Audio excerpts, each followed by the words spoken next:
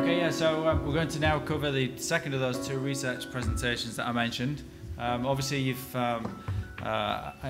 seen me before, but I'll give Ali an opportunity before we sort of get in just to sort of briefly introduce himself. I'm sure many know of Ali.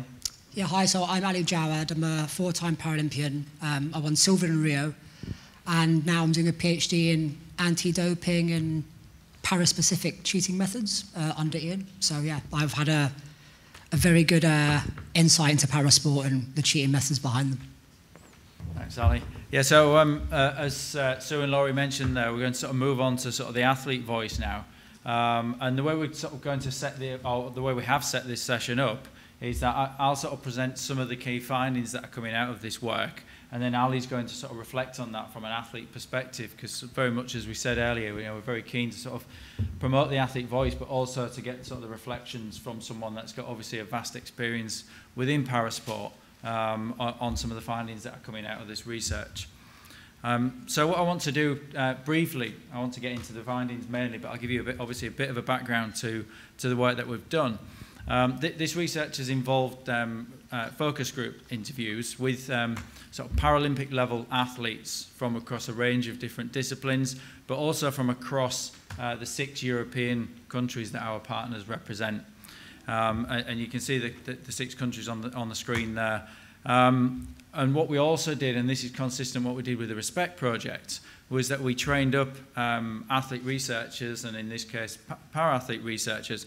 So it was actually an athlete that was moderating those focus group discussions, because what we thought would be the case and what we found with Respect, and that's why we continued it forward, was that when you've got a focus group that's led by an athlete with athletes, then you get much more open and honest discussions and better sort of climate and resonance within those focus groups. And Ali was one of those athlete researchers as well, so he's got the experience from that as part of the research team. So I'd say, yeah, we've got sort of a full range of athletes at the elite level from a range of different sports, but also a range of impairments. And what we really wanted to do through this work was to sort of understand the meaning of clean sport and what some of the key sort of issues around integrity were for athletes and for para-athletes within parasport. So we've obviously analysed this data now, and we've got some of the preliminary themes that have come out. There are more themes than we're going to present today, but we're going to focus on what we consider to be some of them, the more major themes, but also some of the really interesting ones as well. So just to highlight here what some of the key themes are. So these are sort of the headlines, and we'll get into each one of these in turn. But consistent, again, with Respect, there was discussion around what the definition of clean sport is. So what clean sport is seen as within parasport. Also classification being a bigger problem than doping. I think that's something that we'll discuss quite a bit as we go across the day. Doping being less of an issue than in non-disabled sport, and I think when we get to that, it'll be interesting to get Ali's reflections on that, because you know, that maybe came as a little bit of a surprise to us. TUE, so therapeutic use exemptions, the potential for manipulation, and also issues around the TUE process within parasport, and also one that we may have anticipated but probably wasn't as high up on our list, but one that did seem to come through as a strong theme, was around equipment manipulation being another key integrity issue. So what we'll do now is we'll sort of move on and look at each one of those in turn. So what I'll do is I'll pick out the key theme, describe it to you, and then give you a couple of example quotes, and then I'll pass over to Ali for his thoughts. So I said this idea around the definition of clean sport, and often we think about, or when you hear from people or when you read discussion of clean sport, some people consider it to be around sort of doping-free sport. It's about not using prohibited substances. But what we found with the Respect project, and what we're finding again here, is that athletes consider clean sport to be much more than that, and much more about being sort of around cheating-free sport, and also, you know, identifying within that what some of the key issues around sort of integrity and cheating within sport is for them. So this theme here is around sort of clean sport means more than doping-free sport. So the example quote there first. So for me, fair sport is not just about forbidden means, but also about an ethical foundation. And this is interesting because there's not just saying that clean sport is more than doping-free sport. It's also saying that it's about those things that are in the grey area, and the second quote gets into that as well. And it's integrity is not just about not using prohibited substances and not getting caught. It's also about doing things that are not approaching that line. I think that reflects back on the keynote with Pippa earlier in terms of where do you draw that line. Some people draw that line right up against where the rules are, but these athletes are saying actually the line comes earlier. It's about the ethical foundation and going further away from that. And then the second quote is that I think one should act in the spirit of the sport and not abuse every single grey zone in the regulations so that you can somehow achieve an extra benefit. So again, it's like not looking for loopholes and ways in which you can get around the rules to still gain an advantage over your opponents. It's about staying clear of those areas. So I don't know, from those quotes and that theme, Ali, anything, initial thoughts for you? I think two things. I think the fact that there's no clear definition of what clean sport is means that that definition's personal to an athlete.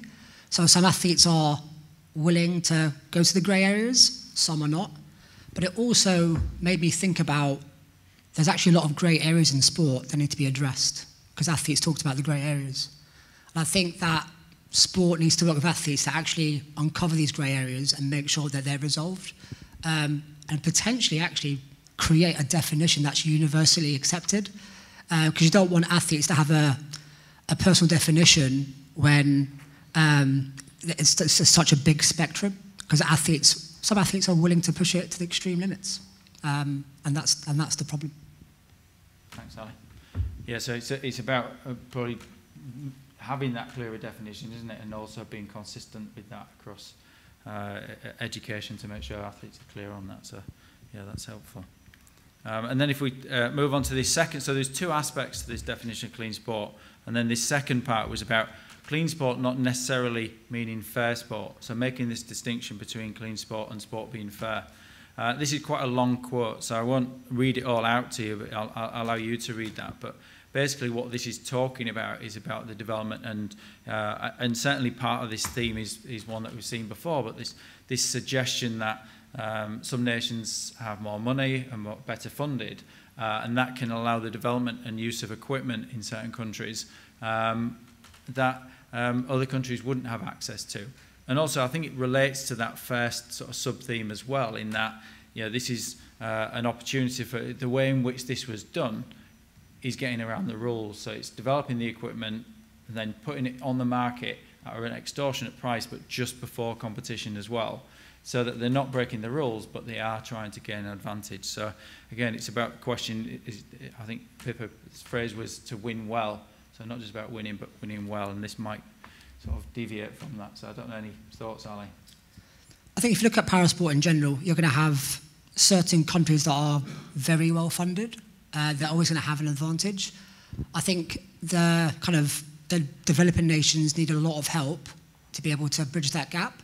Because I do understand that I've been in situations where I've seen other countries' equipment. I'm thinking, oh my God, how do you even train? Some of it's quite dangerous. But also, the rules when it comes to the equipment, for example, they're quite vague. Some nations can push it to the limits because they can afford to. They've got the expertise. And some countries just can't afford it. So we are penalising nations that haven't got the ability to, do what the developed nations have done. So I think the rules need to be tighter when it comes to being fairer when it comes to the other elements of advantage gained by other countries. Thanks, Ali.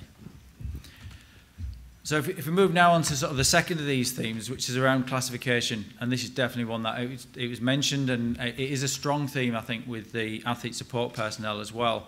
That obviously couldn't cover everything today, but certainly with the athletes, it's coming through as a very big theme in terms of it being a bigger problem than doping. There might be, we could think about why that might be the case, because obviously, it's easier to make assumptions about people and observing people about whether someone might be fraudulently getting put into a different classification to gain an advantage than it is to try and judge whether someone might be using prohibited substances, for instance. So that might explain this, but it certainly seems as though there's this general feeling within the athletes that classification is a bigger problem. And there are three sort of sub-themes to this. The first of them being sort of these significant flaws exist in the classification system. And the first one of these quotes is talking about sort of the collapsing of classifications, so that athletes that were previously in a separate classification are now sort of merged in with their athletes. So this athlete, the important bit sort of being towards the end there, where they say, then they wonder why every below-the-knee amputee that formerly was winning medals is coming dead last. So highlighting the importance of an effective classification system, because otherwise, athletes that could potentially be competitive are no longer competitive. And the second quote there, and it depends completely on the person classifying and how enthusiastic the classifiers are. So this is, again, sort of relevant to the flaws in the classification system, but this is more about whether we're getting consistent and valid classification across different classifiers. And there's definitely a feeling that, you catch the wrong person on the wrong day, you might get a different classification to in a different situation. So, your thoughts there? I think to really think about this, you have to go to the start. The Paralympic Games has grown massively over the last 30, 40 years, and classification is the foundation of parasport. Without classification, it doesn't exist. Unfortunately, research just hasn't been able to catch up. So the processes and the structures are still quite old, and it's not caught up. Now, classification is a huge problem. I think it is.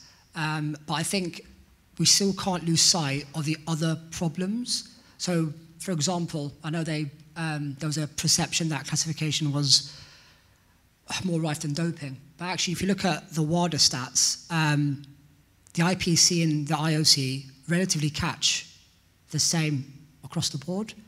Now, the IPC actually tests much less. So if you actually drive more tests into the IPC, will that number increase? So are we saying that classification's more important to us than doping, or are we just ignoring it because classification's the fundamental to parasport? So I think for me it's really important that the structures and the research catches up, but we also need to think about doping is still there, because we don't want to leave doping behind, work in classification, then we've got another huge problem. We want to address them equally. Thanks, Ali. Yes, obviously, there's no reason why we can't focus on more than one integrity issue at once, isn't it? So that is the danger, obviously, if we focus too much on one. So if we move on to the second sub-theme here, so there's no process to report suspected intentional misrepresentation. So that's classification fraud, if you've not heard of that term before. And penalties are insufficient. So saying here that if I could do something, I would do it, but I think it's quite difficult because you're not in the examination where it happened. I did not see it. So now I can have my doubts and then would say, well, I do not trust it, but then I don't know where to go with my opinion. So there's sort of two parts there. There's that first part in terms of, well, I might have my suspicions, but I actually wasn't in the examination, so I can't know for sure. But the second part is, and I think this is very important, is that we know within doping that there are very clear ways in which we can sort of, we've got systems for reporting suspected doping where we don't have that within classification, it seems, at the moment. So I don't know, thoughts, Ali, on the athlete? I think the one thing that comes out there is the IPC potentially needs to create a whistleblower program to make sure that athletes can report classification issues, but do it in a way that they feel safe. So some of the experiences that I've had is that athletes are reluctant to report because they might get accused of manipulating too, and that's a big stress on athletes. So they kind of ignore it and carry on. I think that the major issue is that there's no vehicle to report. That needs to be changed, I think, immediately. Thanks, Ali. And then the third of those sub-themes was who should have oversight of classification as well. So this was definitely a big discussion as well, and a consideration, and probably something that will be debated later this afternoon as well in panel discussions perhaps. But so one athlete here saying, yeah, I don't think it should be WADA, because obviously some discussion of potentially embedding this within WADA. I think it should be separate. I don't think it should be down to the governing bodies. So again, more identifying who it shouldn't be rather than who it should be. And then the second person sort of saying, I think it's the IPC is now sort of, how do you say it in English, judge, jury and executioner. So they determine everything themselves. So I would go on for an independent institution. So not saying who it should be, but at least going as far as to say that they should be independent. This consideration that, if it's the IPC that are ruling it, then our athletes can be reluctant to go and actually complain to them, because obviously they're a very influential body for the athletes. So your thoughts on this, Ali, in terms of who should be doing it, classification governance? So I'm still undecided, which is bad of me. However, the WADA model is tempting because they've got the structure, they've got the money, they've got a universal code that's accepted around the world, and you can potentially house classification and boosting within the code, which would mean that para-athletes will be subjected to education, to a very high standard, and monitoring strategies. The issue is, WADA then doesn't become a anti-doping agency. It becomes potentially an integrity agency, which would probably need about maybe 2, 3, 4 times the money to be able to do it. On the other hand, do we consider classification and boosting, for example, as a doping offence or an integrity offence? So an integrity unit, which houses them two, could be also interesting. The issue is where do you get the money from and who pays for it? Do you charge the governments? Do you charge the NPCs? It all comes down to money. So yeah, I've got 2 conflicting opinions. Sorry. I think this is one of the really interesting questions, and probably one for the audience to sort of reflect on again and maybe contribute to later in the day, because this is a really interesting discussion, isn't it? And as Ali very well pointed out there and made clear, we've got these sort of conflicting drivers towards different directions and different solutions. And this is one that Ali's already touched upon, but another one of the themes is this idea of doping being less of an issue than in non-disabled sport. So this perception that, and actually one of Ali's own sport, there is sort of this feeling that maybe weightlifting is different amongst parasport. There's definitely this feeling amongst the athletes that doping is less of an issue than in non-disabled sport. But then again, as Laurie and Sue pointed out earlier, there's quite often this, you often see with people thinking that it's worse in other groups than in your own group. So maybe that's explaining this difference in para-athletes compared to non-disabled sport.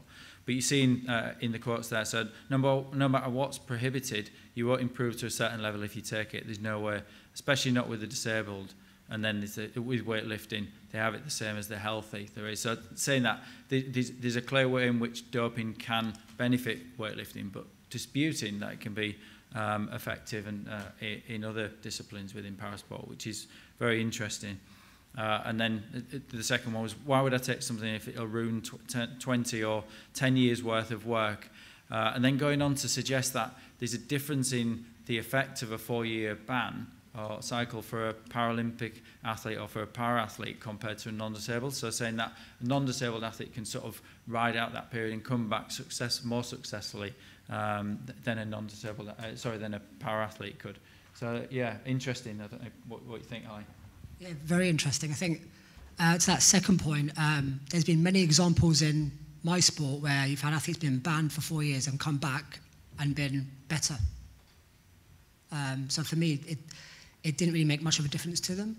I think when it comes to certain sports at the Paralympic Games, it's some are more susceptible to doping, some are more susceptible to classification. I think we're not really going to know because there's hardly any prevalence studies out there to suggest, either.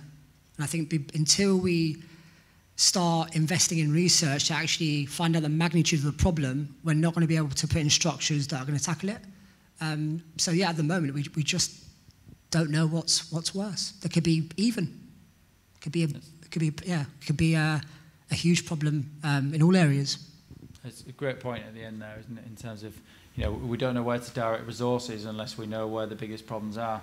And like you said, the complexities of parasport in terms of the different sports, but also the different impairments and the interaction between the two, means that it might be that you would direct resources differently to different areas. But without the research evidence on doping and classification within parasport, it's very difficult to know where to direct things. Yeah, it's a great point.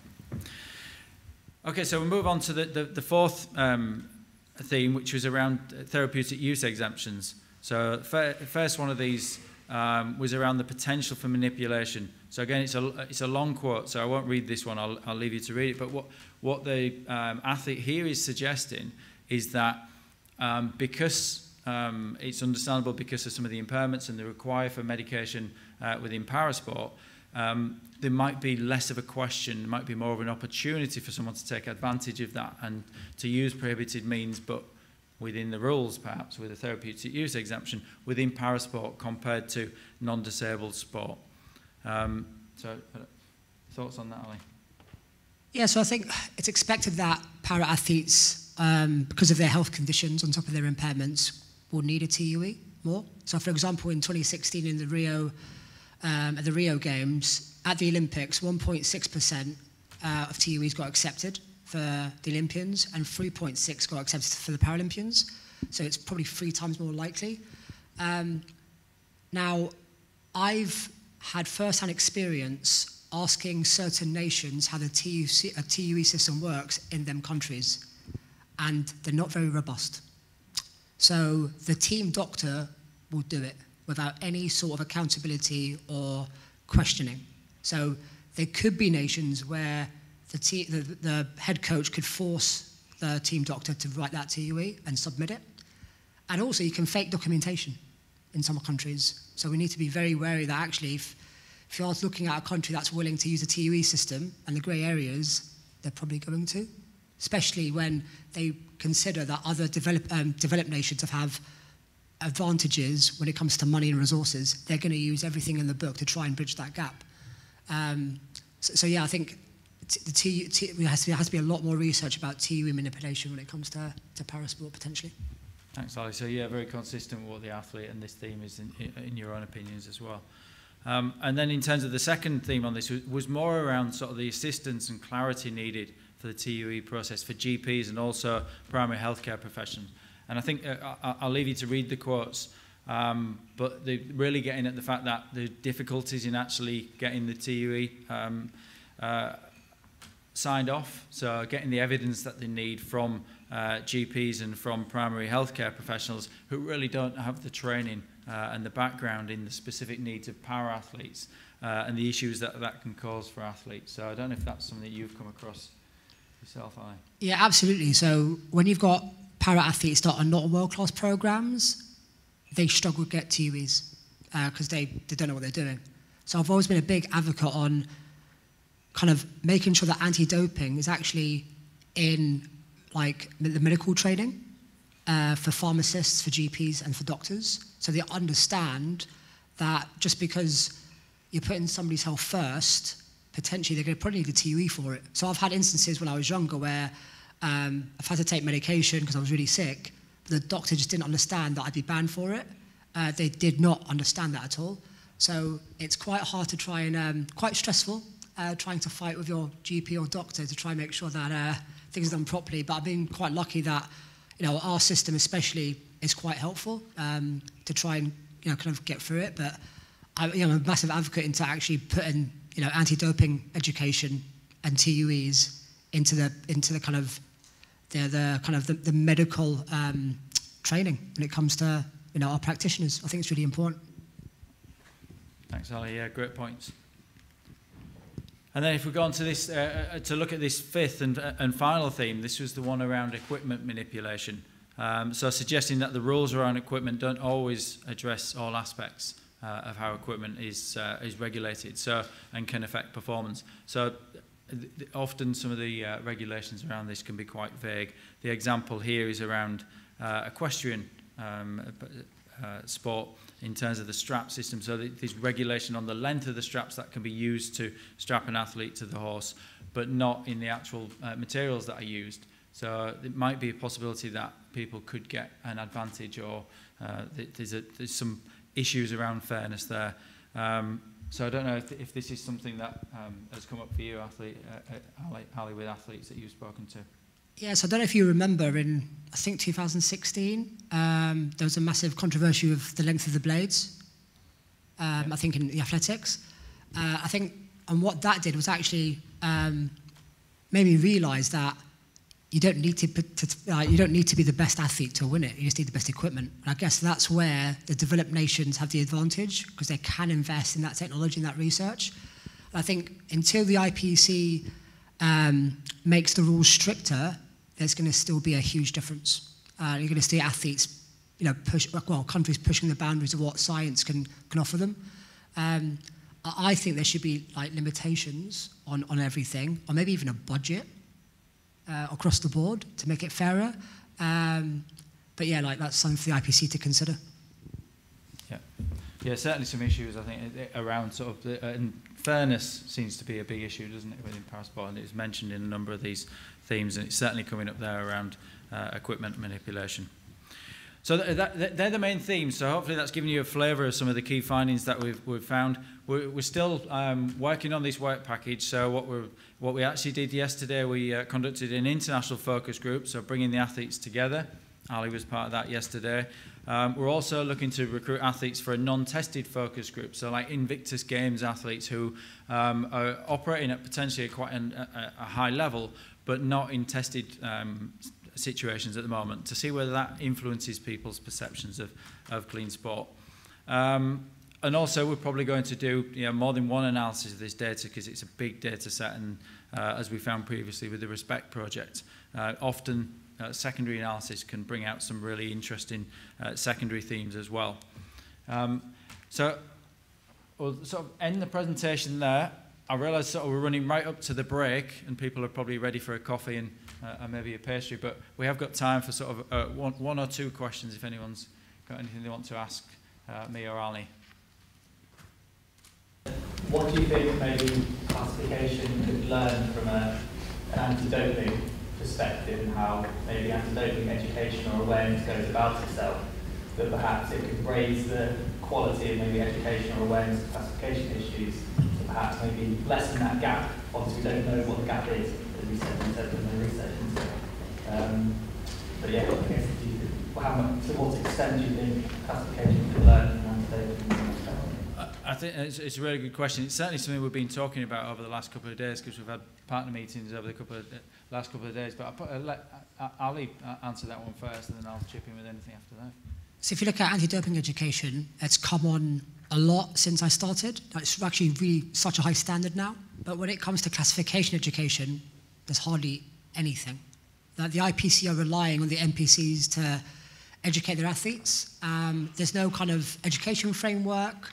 There's no kind of framework to kind of implement when it comes to themes and the dangers of manipulation. Athletes are going in there blind. And until we kind of get an educational framework that is accepted globally, it's just, you're not going to bridge that gap. So yeah, we can learn a lot from anti-doping, and that's why I always use the anti-doping model.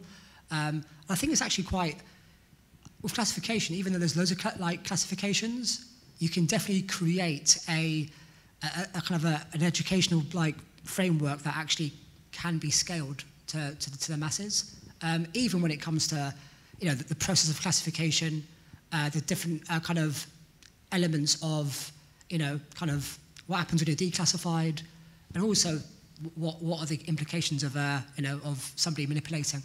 I think some athletes don't even know what the ban is because they're not taught, which is scary. So yeah, I think there's a lot to learn.